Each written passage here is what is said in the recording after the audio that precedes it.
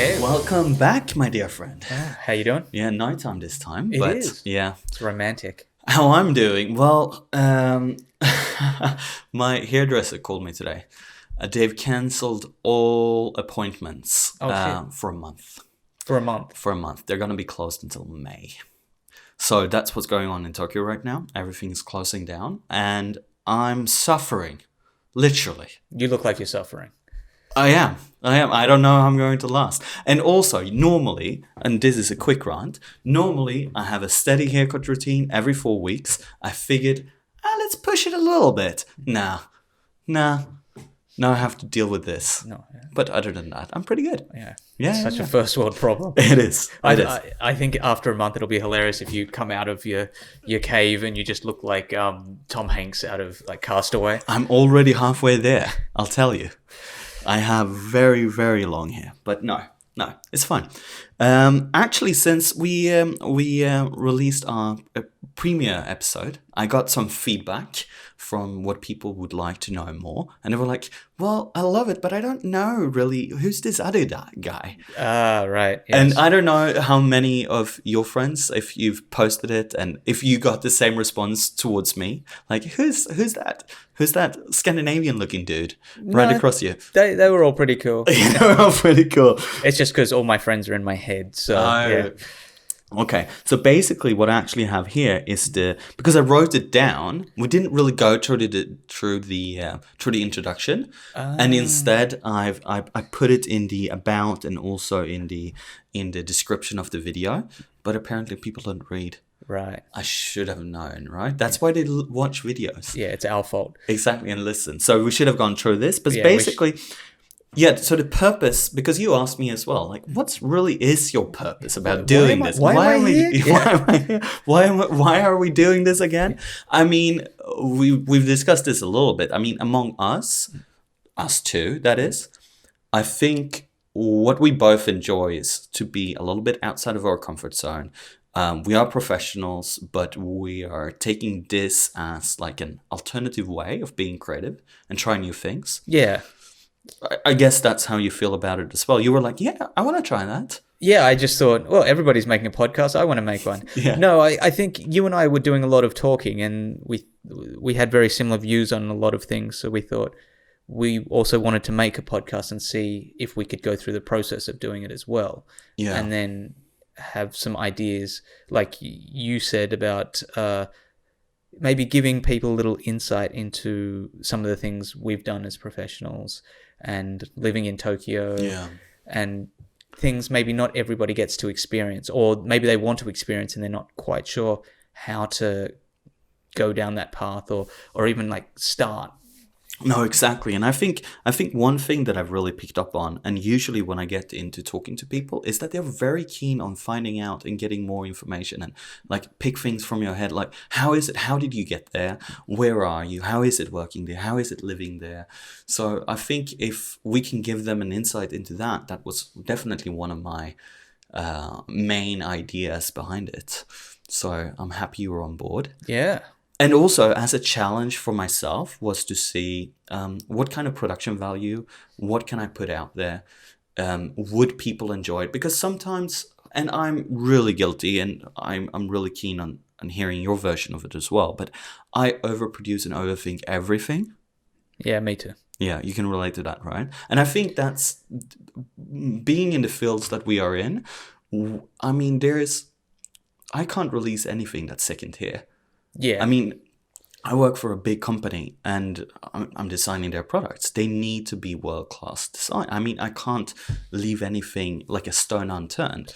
Yeah, and I think in this modern time of technology and social media is that anything you do leave unturned, or if there's something that you haven't fixed or you may know about it that it's not quite there, people let you know very quickly. They do.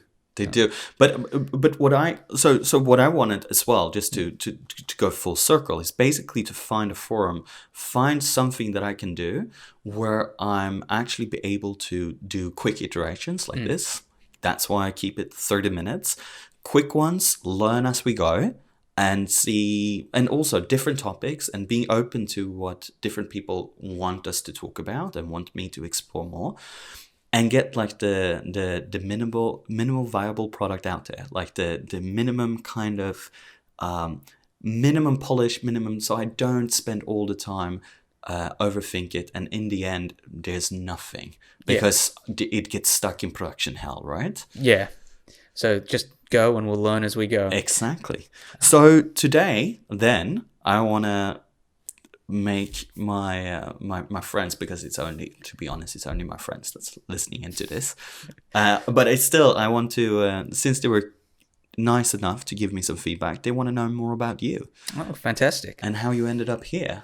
And there's an introduction as well to who you are and what you've done. Right. In the description, but way down the bottom. Yeah. No. But it's there, and but I think people want to hear it from you. Okay, cool. Yeah. So, well, I guess we need to start at the beginning. So I'm half Japanese and half Australian. Yeah. I was born in Tokyo, but at 2 years old, I moved to Australia with my mum, and then I grew up in Australia, being a only child and feeling like basically a kid from nowhere. I didn't feel like I belonged anywhere really. And then I went to school in Australia, and I didn't know what I wanted to do right up until it was the last year of high school that I realized what I wanted to do. And everybody else before that was saying, oh, I want to be a doctor, or I want to be a computer programmer. And I actually had a bit of like anxiety thinking, oh, everybody knows what they want to do, but me, I know nothing. And then I was lucky enough to go and do a short film course with some of my best friends from another school. We all went off to a community college once a week and just started learning how film works and making little film productions. And I loved it, and then I decided, all right, this is what I wanted to do. And the teacher there said, oh, you do well. Maybe you want to think about going into film or being an editor. And I was like, all right. I was a short little fat half Japanese kid with the dirty like sprouty little moustache, and then I thought, well, I like watching TV and film. I don't have much else going for me, so why not? And then I was lucky enough to go off to film school, and then halfway through that I got offered a job and left film school, and then started working as an assistant editor for doing Toyota commercials. So how did that come to be? I mean, in you were in school, right? And you were doing, and you were working there, and how, because I think what a lot of people are struggling with, and maybe someone somewhere down the line will tune in and be curious, like, how do you make the jump? Because that's usually, I think, and I'm just pulling numbers out of nowhere, but based on my anecdotal experience of going to school with it, which is like in my world, it wasn't film school, it was design school, but see who actually end up working within design. I mean, for every tier, I mean, if we start like senior high school and then college, university, whatever, for every tier, of course, the percentage gets bigger of who actually makes it into working within the profession. But early, it's like 2%. Yeah. So I would say that coming out of film school, and this was a very practical film school, so it was a diploma in film. Okay. And I would say you could see in school, or I could definitely see in school, who was going to go on and work in film. And a lot of my friends have worked in film at a very high level. But I think there's definitely tiers of it. And I'd say maybe 5 to 10% of the people I went to school with, and a lot of them were my friends, went on to work in film at a high level. Most other people either were there just because they thought it would have been cool to do after high school, or they got into it and realized that's not what they wanted to do and didn't pursue it after that. Yeah. So how did you make the jump from school to... So there's a lot of luck, like we talked about on one of the other podcasts. Yeah. So I was lucky enough that I I had a friend, one of my friends in high school. He actually left and then went to another high school, and then after school he was working doing commercials. And then he knew I wanted to get into film. So while I was at film school, I would go and help them on their campaigns. They did retail Toyota campaigns, and I think they did somewhere between 4 and 5 a year.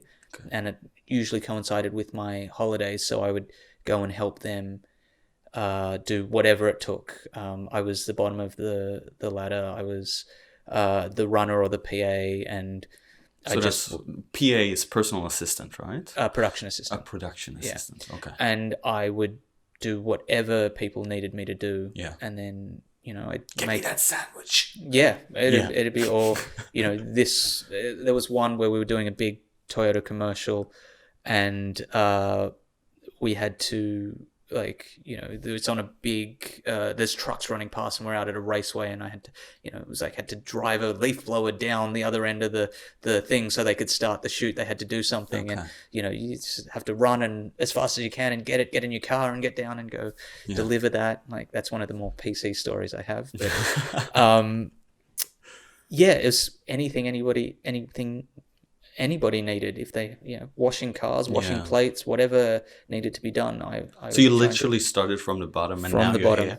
Yeah, no, now I'm here, right here. Yeah. So so I got to do that while I was studying, and then they knew I wanted to get into film and editing, so they offered me a job halfway through my diploma.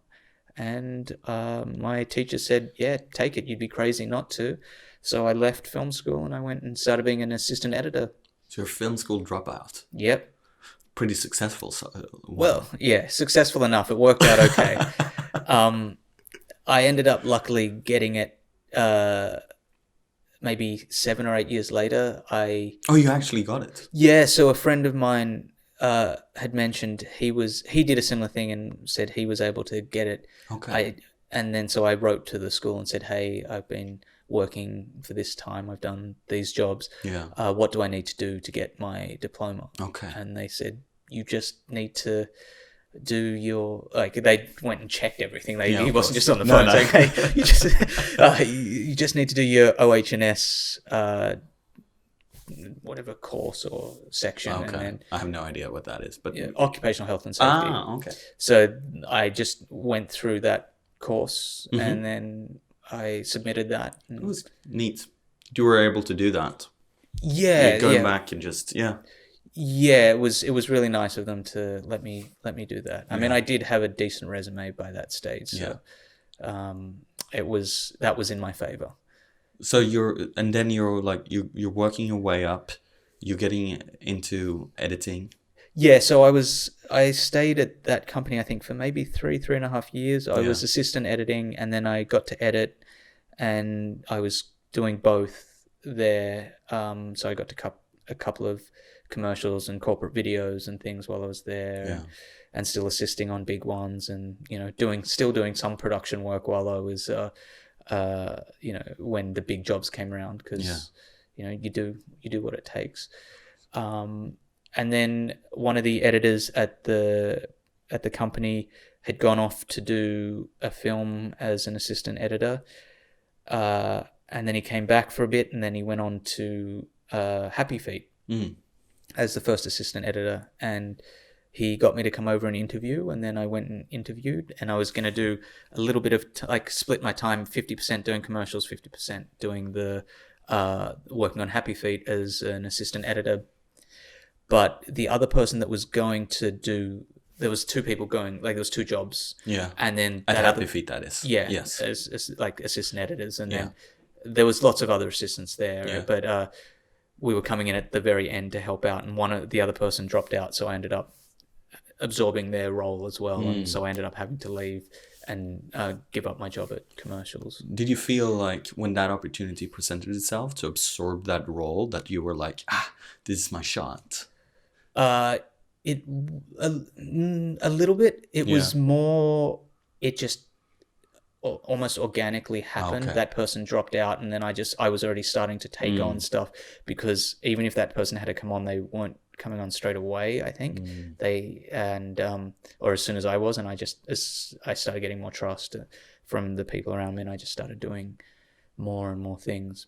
But again, I started at the bottom again, and I was doing night shift on that job. I was working long days, and I was prepping things in the theater for reviews the next morning for the director George and other people to be able to screen. And so I was kind of like, that story about the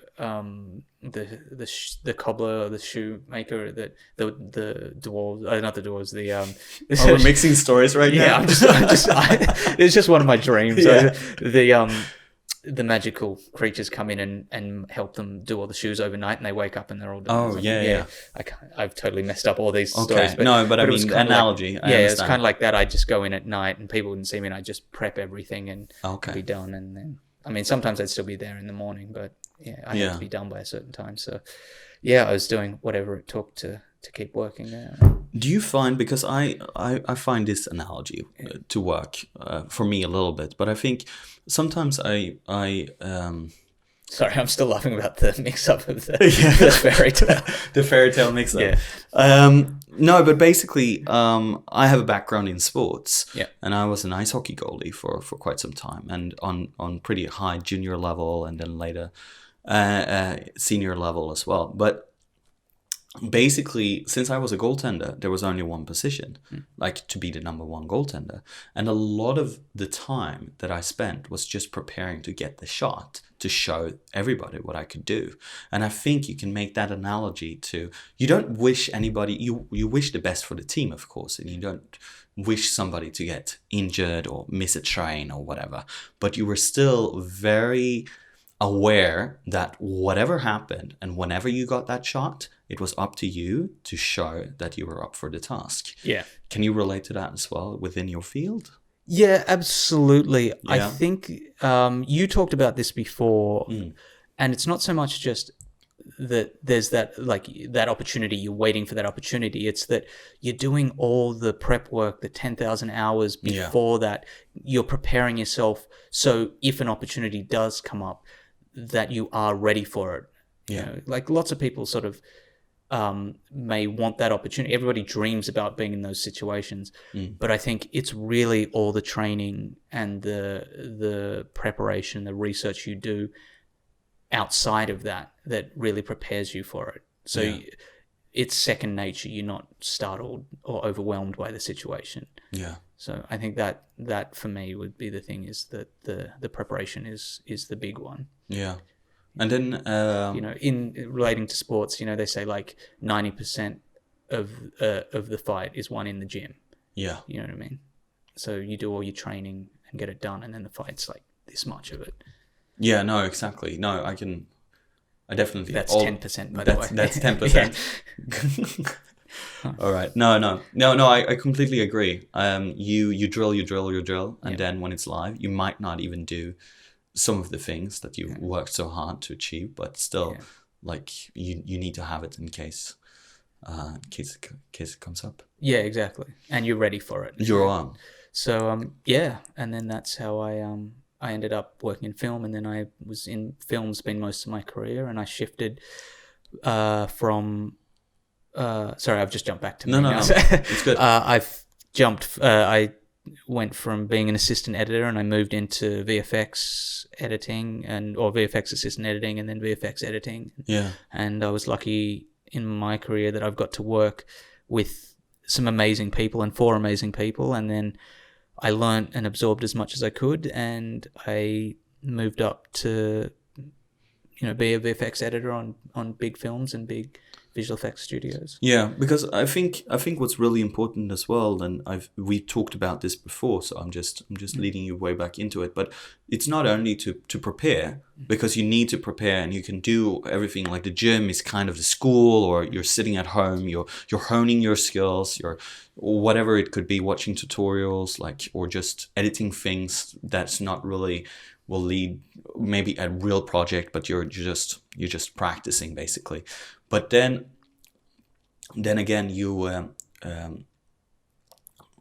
when you come back to, I lost my train of thought completely. All right, let me jump in. So I will say there's a couple of pieces of advice I definitely want to get in before we run out of time. And Yes. then one thing is that sort of leading around this is that I realized early on that I wasn't the smartest, most creative person in film. A lot of my friends that I went to school with were much more creative than I was, much smarter, had a much better understanding of film and story.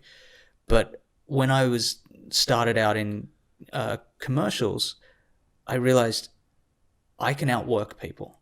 I worked, and that's what I mean when I say like do whatever it takes. I'm not being don't be mean to people. I mean, I don't mean like I Tanya somebody, like kneecap somebody, but you can outwork people, and that effort makes up for so much because people recognize that, and especially in creative industries, like we talked about in your industry as well. You can't really hide.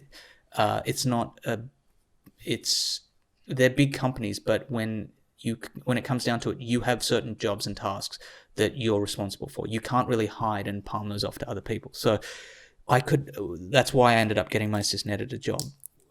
Because they saw I was outworking everybody. I'd finish doing what I was supposed to be doing, and then I'd go talk to the grips or the gaffers. And at the end of the day, like maybe I'd move the light, if they needed a hand lifting heavy gear or adjusting like lights or putting the dolly on the track. Sometimes the guys would ask me to do it, and I was always happy to help. And those little 1%ers really added up to put me in good stead, and then I got offered the assistant editor job. I can relate to that. And now I remember what I was going to ask you. So yes, you're honing your skills in the gym or in school or whatever, but I was going to say, and then you get the opportunity to learn from the best. Yeah. And you get so that's kind of is the foundation to take you to a place where there's very little more you can learn from like the educational part of it, and then you need to actually start looking at people who are doing, and you not just need to start doing as well. Absolutely. And on top of that, for me, I when I started assistant editing, I basically threw everything I knew out the window because I had such bad habits doing editing at film school that it wasn't efficient when I actually had to apply that in the real world. So I started again, and I had to learn from the ground up and learn efficient and ways of editing, and learn how it applies in the television, like commercial environment. But definitely I think you should always learn from the best people possible. We have really good opportunities now with YouTube and online courses to learn from professionals that have been out there and done it. Yeah. It's really, really important. And I think, people can get a big fish in a small pond mentality, but there's always going to be somebody better than you. So you really need to keep learning and learn from the best. And be very open to the idea as well. Yeah. That somebody might be doing something that you don't really, either you're not as proficient at, or to be humble really helps as well. Yeah. Very humble. Be aware that you don't know everything. Yeah. Absolutely. And as we said before, the more you know, the more you realize how little you know. Yeah, so how do I say it? The more you know, the more you learn, the less you know. Yes. So, no, for sure. So and then basically you were working in feature film, and you decided to come back to Japan. You've been here for a little bit before, and you felt like, is that correct? Like, I want to come back. I want to explore what this country is all about. Yeah, because I didn't grow up with my Japanese culture. No. I always felt like there was a part of me that was still, like, I had some connection to Japan, but I didn't really know anything about Japan. I'd been back once as an adult for a holiday, and then I wanted to come and try and spend more time here. So I was working on Mad Max, and I finished that at the end of 2014, and I decided to come back and see if I could spend some more time in Tokyo. And then I was here for a few months, and then I got offered a job at ILM Singapore as a senior VFX editor. So I went there for 2 years, and then decided I want to go back to Japan. And then I've been here since 2017. Yeah.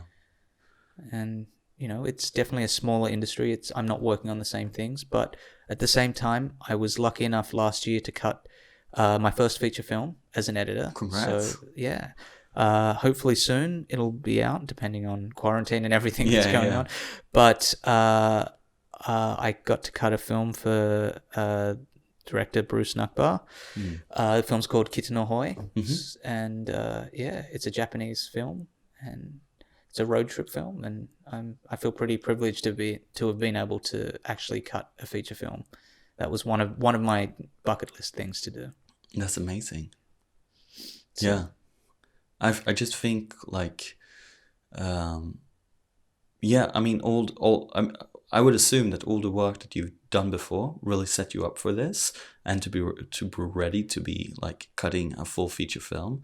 But when you actually got that opportunity, were there any surprises that you didn't really anticipate?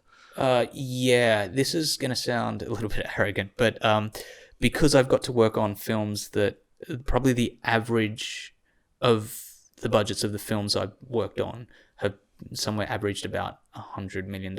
Yeah. So pocket change. Yeah, whatever. It's not whatever. But in doing that, the bigger the budgets, the bigger the machine that is that film. So when we start working on those films, there is money allocated to be able to have the equipment and budgets for things that you need to be able to deliver that film on time. Yeah.